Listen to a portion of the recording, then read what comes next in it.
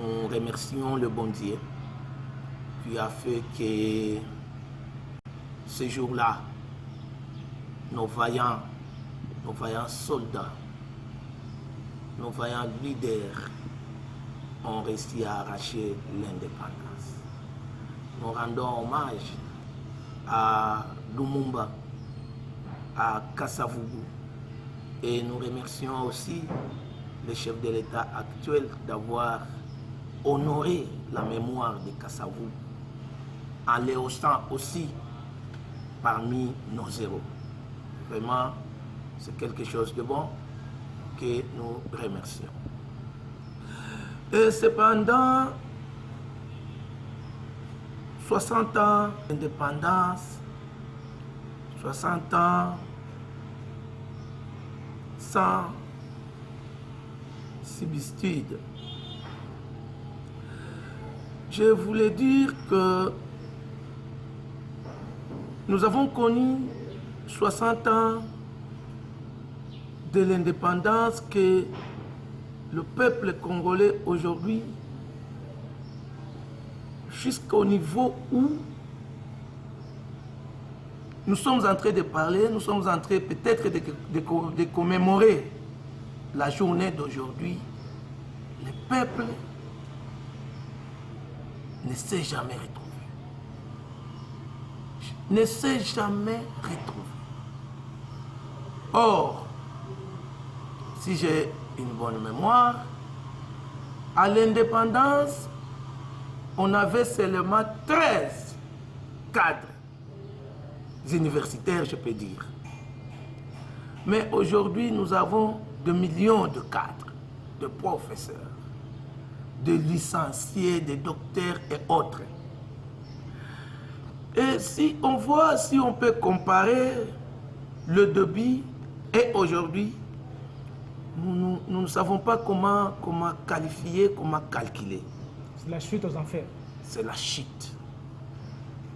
C'est la chute. Parce que dans les années où on a eu l'indépendance, on a cheminé à peu près, ils ont cheminé parce que peut-être que nous, on n'a pas connu ça. Ils ont cheminé à peu près 10 ans où il n'y avait pas un problème de soins au Congo. C'était normal et parfois c'était gratuit. On a cheminé quelque temps aussi où l'éducation, le système éducatif était aussi gratuit. Et on produisait les gens qui devaient nécessairement gérer le pays.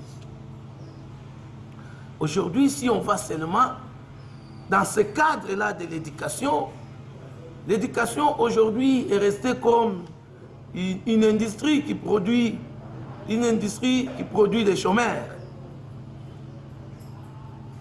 Les sans-emploi, les gens qui raisonnent moins que ceux qui nous ont précédés parce qu'on les appelait, qui ont fait l'école normale. Donc vous savez qu'après l'indépendance, au lieu d'évoluer, nous nous sommes restés dans un système que je peux appeler des discours sans résultat. On a connu le discours de l'objectif 80, qui n'a rien donné. On a eu un peu de sourire dans une année que M. Laurent Désiré Kabila a pris, et puis c'est parti. Un sourire de quelques minutes qui est parti. Et on est allé dans le discours de 5 chantiers qu'on ne connaît même pas l'aboutissement de ces 5 chantiers. On est allé dans le discours de la modernité qui aujourd'hui s'est transformée en autre chose. On est allé, aujourd'hui on est dans les discours du peuple d'abord, mais qui n'est plus le peuple d'abord. Je pense qu'au lieu d'hériter du courage de nos héros, nous on a hérité, on nous a appris la corruption. On nous a appris qu'on était devenu, au lieu de rester même dans des sacaillances avec Mobutu, on est allé encore plus loin. Là, on est devenu maintenant des tambourinaires. Ça, c'est grave. Tout un peuple, tout un pays qui vit dans les traumatismes, qui vit dans la peur. On ne sait pas comprendre. Mais on ne sait pas se situer. On est indépendant ou comment? Mais l'indépendance même, je ne sais pas comment est-ce que nous pouvons le définir. Parce qu'aujourd'hui, notre pays, dans tous ces coins, si nous voyons toutes nos frontières, il y a des problèmes. L'intégrité de nos territoires menacée. Alors je me pose la question, il s'agit de quelle indépendance? À l'Est, on est menacé par nos voisins. Récemment encore, il y a la Zambie qui nous menace. Si on va du côté Angola, on nous a déjà pris quelques portions de terre. Et aussi, on a des informations de l'autre côté. Ça ne tient toujours pas avec le Centrafrique et autres. Donc, notre indépendance aussi est menacée. Donc, nous retrouvons qu'au lieu de progresser, on régresse. On fait la marche en arrière. Maintenant, c'est là où nous disons, est-ce que nous sommes indépendants réellement? Nous, on savait que c'est le moment maintenant de faire respecter notre hymne national. Parce que le discours, les paroles qui sont dans l'hymne national, ce sont les paroles qui font aussi que nous puissions prendre de la force. Nous puissions aussi prendre du courage pour rendre ce pays plus beau qu'avant. Plus beau qu'avant, c'est-à-dire, on devait rendre ce pays plus beau avant l'indépendance. Maintenant, les gens pleurent aujourd'hui. Il y a les gens qui disent non. Après tout, qu'est-ce qu'il faut faire? Il faut déménager le Congo? Il faut aller ailleurs? Non. Nous avons un beau pays, mais qui manque de leaders aujourd'hui, qui manque de dirigeants aujourd'hui, qui manque de courageux aujourd'hui, qui manque des hommes honnêtes aujourd'hui, comme Lumumba, comme Mzee Laurent Désiré Kabila. C'est avec eux peut-être qu'on devait faire de ce pays plus beau qu'avant. Mais le reste, imaginez la suite maintenant, c'est terrible. Aujourd'hui, nous sommes dit, nous sommes allés maintenant en démocratie. La démocratie qui a comme le premier principe les élections. Parce que dans la démocratie, il n'y a que les peuples qui s'expriment. Les peuples se choisissent ses dirigeants. Et c'est à partir de là qu'on peut avoir un développement parce que le peuple a choisi ses dirigeants.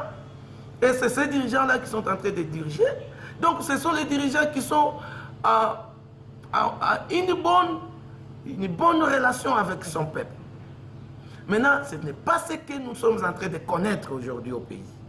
C'est le contraire? C'est le contraire de ce pays.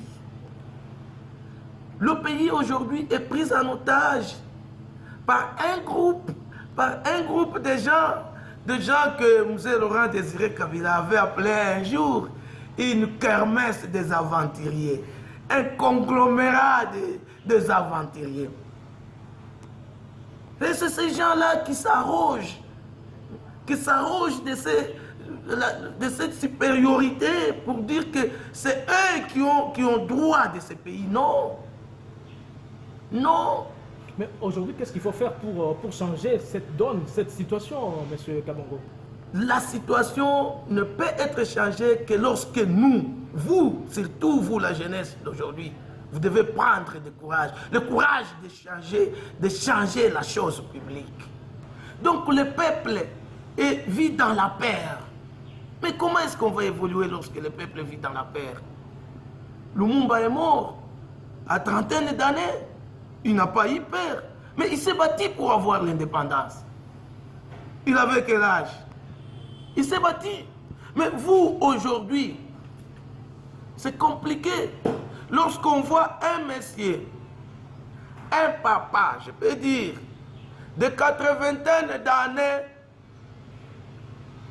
avec un niveau d'école normal, qu'on va nommer ministre, qu'on va nommer PCA, qu'on va nommer DG, pendant que nous avons toute une multitude de jeunes compétents, instruits, éduqués, qui doivent faire ça. Donc ces jeunes-là sont aujourd'hui, donc depuis l'indépendance jusqu'à aujourd'hui, on n'a pas encore des gens qui doivent travailler. Parce qu'on est en train encore d'épuiser sur les gens qui ont 85 ans. Donc la classe politique, elle est restée la même. Donc la classe politique, donc je voulais seulement dire que voilà la médiocrité de la classe politique que nous sommes en train de déplorer après 80 ans. Nous sommes en train de déplorer la médiocrité politique. Cette médiocrité qui continue. C'est pourquoi je vous ai dit bien avant que 60 ans de l'indépendance sans subsistance. Parce qu'on ne sait pas comprendre quelqu'un qui a déjà dépassé l'âge. Et pendant qu'à l'indépendance, on n'avait que 13 cadres. Aujourd'hui, nous avons plus de milliers et de milliers de cadres qui ont des compétences pour travailler dans ce pays. Mais on va encore puiser aux gens de l'indépendance. On va encore puiser aux gens qui nous ont amenés de l'indépendance. Trouvez-vous ça normal? Il n'y a pas un pays qui doit évoluer comme ça. On va aux élections, les élections sont chaotiques. Par qui? Par les mêmes gens qu'on recrute, par les mêmes classes-là qui se dit la classe politique qu'aujourd'hui nous sommes en train de déplorer, qui se dit conseiller, quoi. Et maintenant, voilà là où on a amené le pays. Justement, honorable Kabongo. Le pays est allé encore trop bas. Trop bas que nous déplorons et que nous les déplorons. Trop bas, je vous dis, mes amis. Justement, honorable Kabongo, vous déplorez le fait qu'au jour d'aujourd'hui, la jeunesse est pratiquement à la retraite et les vieux en service. 60 ans après, selon vous, quels sont les acquis à préserver au jour d'aujourd'hui? 60 ans après, je pense que nous avons encore beaucoup de travail à faire. Vraiment dire les acquis à préserver, mais comment les préserver dans une situation encore pirement politique? Donc, c'est compliqué parce que si on voit ce qui se passe aujourd'hui, prenons par exemple la loi Minaku et Sakata. Mais voulez-vous nous dire, voulez-vous comprendre qu'est-ce qui se passe? Vous allez voir que qu'est-ce que nous pouvons préserver? Rien. Donc on voit que ça dépasse même les niveaux. Parce que le député que nous sommes en train de dire aujourd'hui, député, le représentant du peuple, qui ne représente pas le peuple, qui sont à côté de la volonté du peuple. Quand le peuple dit oui, ils disent non. Quand le peuple dit non, ils disent oui. Vous trouvez que, donc, c'est comme si nous sommes encore au début, c'est comme si nous devons encore lutter pour notre indépendance. Donc c'est comme si on est encore dans l'emprise. On a changé seulement de forme. On a changé seulement de forme, et que nous sommes en train de patauger. Donc c'est pour dire que ce que nous devons faire, c'est prendre du courage.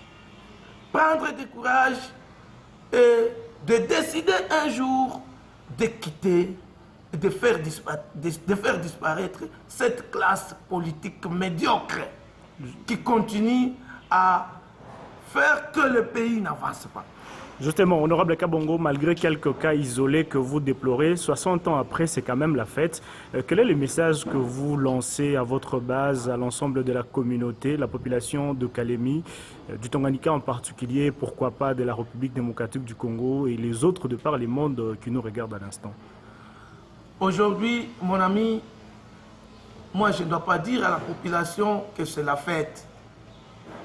En fait, que quand il y a la joie, en fait, c'est quand ça va. En fait, que quand on a quelque chose dans la poche, je pense.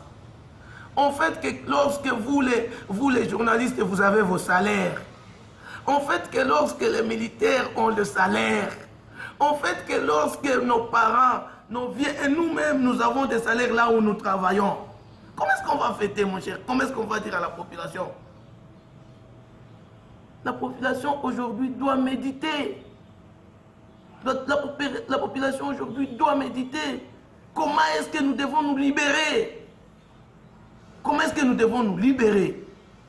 Parce que comment est-ce que nous devons quitter cette situation de peur que nous sommes en train de vivre?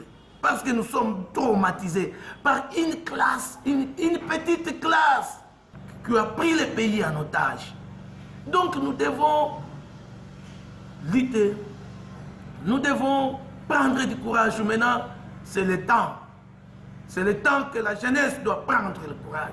C'est le temps que le peuple doit se prendre en charge pour que nous puissions quitter, pour que nous puissions développer notre pays, pour que nous puissions nous libérer. Vraiment, l'indépendance a changé, la colonisation a changé seulement de forme. Donc on n'est pas indépendant, on a changé seulement de forme. On nous dit qu'on est indépendant, or que nous sommes toujours colonisés.